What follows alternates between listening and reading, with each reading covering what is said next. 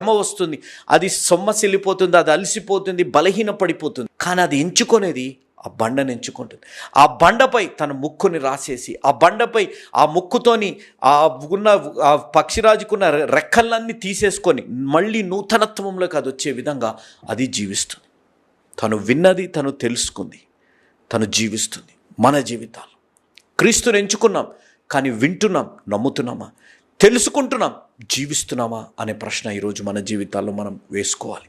వినటానికి నాకు ఉన్న బాధ ఏంటిదంటే, ఎవరైనా వినటానికి ఎన్ని వాక్యాలైనా వినేస్తున్నాం.